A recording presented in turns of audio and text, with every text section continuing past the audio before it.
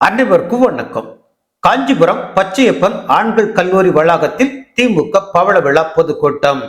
அனைத்து கூட்டணி கட்சி தலைவர்களும் பங்கேற்பு. அப்போது பேசிய திமுக தலைவரும் முதல்வருமான மு.க.ஸ்டாலின், திமுக கூட்டணியில் ஒரே கொள்கை கொண்ட தோழமை இயக்கங்களாக செயல்பட்டு வருகிறோம். நமது கூட்டணியின் ஒற்றுமையை பார்த்து எதிரிகளுக்கு பொறாமை வந்துவிட்டது. நமது கொள்கை கூட்டணியில் எப்போது பிளவு வரும் என்று எதிர்பார்க்கின்றனர்.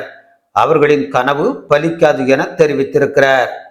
உண்மைதான், திராவிட மாடல் ஆட்சியில் மக்களின் எந்த கனவும் பலிக்கப் போவதில்லை.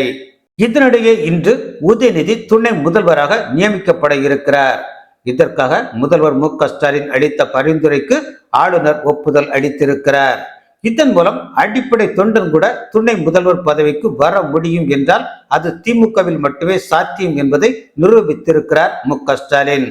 அப்பனது மடியில் அமர எந்த மகனுக்கும் உரிமை இருக்கிறது தான். அதற்காக மக்கள் கொடுத்த அதிகாரத்தை தவறாக பயன்படுத்தி மகனுக்காக நாற்காலி ஏற்படுத்தி பக்கத்தில் உட்கார வைத்து எப்படி ஆள வேண்டும் என்று ஊட்டி விடுவதெல்லாம் வாரிசு அரசியலில் வருமா வராதா என தெரியவில்லை. கழகத்தின் மூத்த தலைவர்களுக்கு சுய மரியாதை என்ற ஒன்று இருக்கிறதா என்பதும் விளங்கவில்லை. அத்துடன் புதிய அமைச்சர்களாக சிறை மீண்ட செந்தில் பாலாஜி, ஆவடி நாசர், செழியன், ராமச்சந்திரன் ஆகியோர் நியமிக்கப்பட இருக்கிறார்களாம். சில அமைச்சர்களின் லாகக்களும் மாற்றப்பட்டுள்ளன.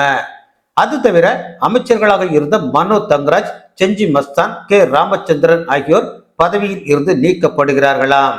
இதில் செஞ்சி மஸ்தான் தமிழக அமைச்சரவையில் இருந்த ஒரே ஒரு இஸ்லாமியர் என்பது குறிப்பிடத்தக்கது.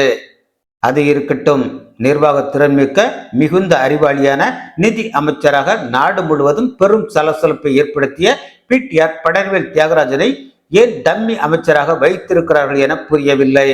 அவரது நிதி அமைச்சர் பதவி பறிப்புக்கு பின் யார் நிதி அமைச்சர் என்பதே பலருக்கும் குழப்பமாக இருக்கிறது. ஆக மொத்தத்தில் திராவிட மாடல் ஆட்சி எந்த அளவுக்கு தரம் தாழ்ந்தது என்பதை செந்தில் பாலாஜிக்கு அமைச்சர் பதவி கொடுத்து நிரூபிக்கப் போகிறார் முதல்வர் மு.க.ஸ்டாலின். அதே அளவு தரம் தாழ்ந்தவர்கள் தமிழர்கள் என்பதையும் உணர்த்தப் போகிறார். ஓட்டை விற்கும் தமிழர்களுக்கு எதுவுமே புரியாதுதான் கொடுமை. இப்போதெல்லாம் குற்ற வழக்குகளில் ஜாமீனில் இருப்பவர்கள் மந்திரிகளாக கோலச்சுவது ட்ரெண்ட் ஆகிவிட்டது. தீதும் நன்றும் பிறர் தர வாரா. திராவிட கட்சிகளை ஆட்சி செய்ய தேர்ந்தெடுக்கும் தமிழக மக்களுக்கு என்றுமே விடியல் இல்லை. நன்றி.